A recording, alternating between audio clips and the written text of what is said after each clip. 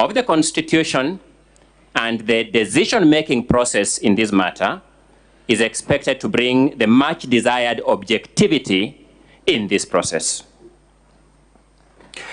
The Honorable KAWIRA MWANGAZA also takes this opportunity to reflect on the constitutionally prescribed grounds for removal of a governor from office. Mr. Speaker, sir, we appreciate that this was one of the first orders you took members through, because it is critical that throughout this process, we keep this criteria at the back of our mind. The drafters of our Constitution grafted grounds using specific adjectives. Number one, gross violation of the Constitution. I've been asking myself, why not just violation of the Constitution? Number two, where there are serious reasons for believing that the county governor has committed a crime under national or international law. Again, I was reflecting on the question, why not just reasons to believe? Why serious reasons to believe? Number three, abuse of office and gross misconduct. Again, I was asking myself this question, Mr. Speaker, sir, distinguished senators, why not just misconduct? It's our humble submission that it cannot be for nothing that the framers of our Constitution and the law used these descriptive words. Whereas the Constitution and the statute do not give us a definition of gross misconduct, the Supreme Court of this country, an important institution in giving meaning to our Constitution, has supplied us with meaning of that term in a process that involved the removal of a judge from office. This was in the case of Muya versus the tribunal appointed to investigate the conduct of Justice Martin Mati Muya.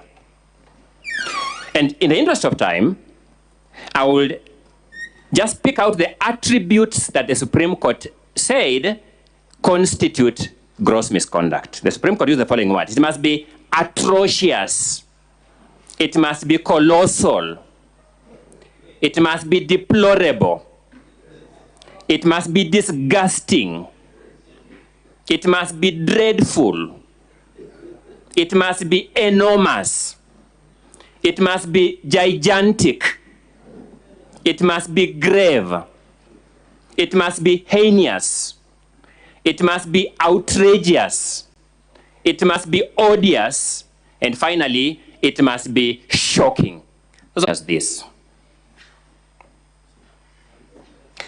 I also observe that the rigorous standard that must be applied to the removal of a governor in office, let me withdraw that. Let me say, number one, the standard for removal of a governor in office, taking into account the adjectives used by the drafters of our Constitution, as defined or as interpreted by our Supreme Court, suggests that the process must be rigorous.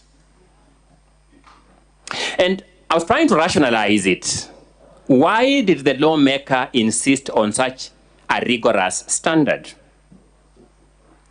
It must be consistent with the rigors of assuming the office itself, because the process of assuming the office of governor is not mild. Mr. Speaker, sir, distinguished senators, I am aware that there are members sitting in this house who have attempted to vie for office of governor, and they'll bear with me witness that that process is rigorous. In the case of MERU, it must be borne in mind that there are 772,000 registered voters whose voices were heard, and out of those voices, Honorable KAWIRA MWANGAZA assumed the office of governor of Meru County. That is a rigorous process. Mr. Speaker, sir, distinguished senators, The Honorable KAWIRA MWANGAZA beseeches this House to employ the above test as what we describe as the constant north, the guiding star in these proceedings. What the governor is telling this House in simple terms is this: do not be preoccupied by the allegories from Europe. Look at the evidence before you. The law of evidence, which my learned colleague, Dr. Mudomi Thiankolu, has taught for many years at the university, presents as follows, honorable senators. Evidence is not counted. Evidence is weighed. Eventually, put this evidence on the weighing scale and come to a consensuous conclusion that can we, in good conscience, remove a fellow citizen from the high office of governor on the strength of the material presented before us. Mr. Speaker, sir, distinguished senators, one may ask, and this evidence that the governor has presented here, where was it before the assembly that undertook the first impeachment process? The Hansard of the assembly will bear the governor out. That the governor's legal team went before the assembly with this evidence and asked the Speaker of the assembly, direct us on how we present this evidence before you. And the Speaker of the assembly ruled that both the legal team and the governor herself were, in parliamentary parlance, strangers and could not table material before that assembly. Mr. Speaker, sir, distinguished senators, 2,400 years ago, that great Greek philosopher, Socrates, is documented to have prescribed the 4 essential attributes of anyone who sits in the position of a judge, as you do today and as you will do tomorrow. He observed, and I quote, 4 things belong to a judge: to hear courteously, to answer wisely, to consider soberly, and to decide impartially. Distinguished senators, today and tomorrow, in relation to the business that keeps us here before you, you sit as judges. The humble plea of the governor, Meru County, to this distinguished House is that you apply this 4-part Socratic test. And that if you do that, she asks for no more favor. The chips will fall in their place and she will naturally be vindicated. The governor has furnished evidentiary material before you in the nature of, number 1, her response, affidavits in support of that response, an index of annexures, which are documentary exhibits, and 2 flash disks with various video clips that would contextualize for you what the political atmosphere in Meru is. Despite that political atmosphere, which is the reality in which this governor operates, the Controller of Budget report has indicated that this governor leads a county that has a 71% absorption of its development budget. Honorable senators, you sit here oversighting many counties, and you know better than I do the degree of efficiency one requires in this country to even achieve that feat. The latest InfoTrack research, which is less than a week old, has ranked the Honorable Governor KAWIRA MWANGAZA among the top 4% performing governors in this country. And that is the person that is presented before you and who has been treated to the descriptive epithets that the learned counsel for the Assembly have described just a few minutes ago. We had the privilege, honorable senators, of following debate on the motion on whether this House will go the committee way or will go the plenary way. And we were persuaded by the following submission by members of this Senate. We want to know what is happening in Meru. Evidence will show you, senators, what is happening in Meru. When you look at the evidence presented before you by the County Assembly, and I emphasize that because the burden of proving these charges is the burden of the County Assembly. Because at the end of it all, this Senate has to make a finding whether the charges, my apologies, have been established or have been proved.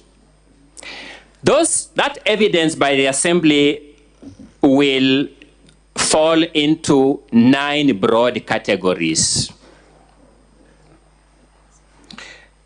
You'll realize, honorable senators, that all the evidentiary material before you presented by the Assembly is information that was generated between August and September 2023, solely for that period,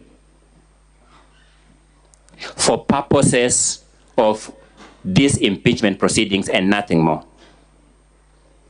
So you'll be told there is a complaint by a public-spirited citizen before the EACC. And that complaint before the EACC is the basis of these impeachment proceedings. You'll notice all that material is generated between August and September of 2023. You'll be told there is a summons before the County Assembly that was disobeyed. When you look at the record, you'll discover that summons was issued in this period. So you'll see a period where there is a spirited, deliberate design to generate material to start an impeachment process. The second category of evidence, or claims, my apologies, the second category of claims, and some of these may be overlapping, is you'll come across claims before you whose evidence is claims elsewhere.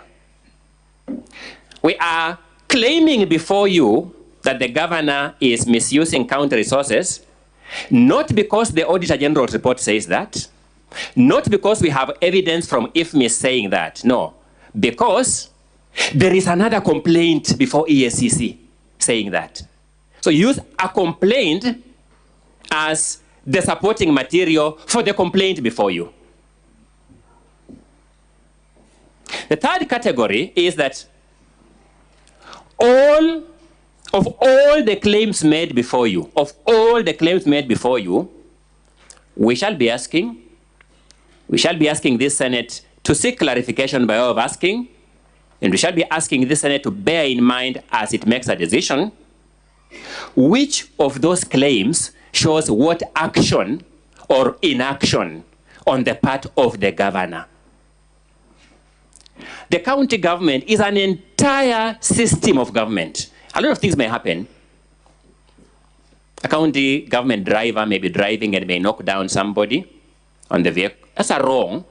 The question we'll be asking is, how do you tie that to the governor?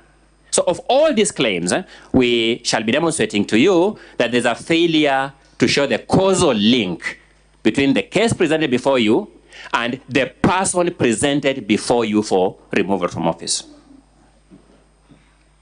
The fourth category of matters will be what you call, my learned colleague gave me these words, dead matters that have been resurrected for purposes of infusing an element of meaning to this motion.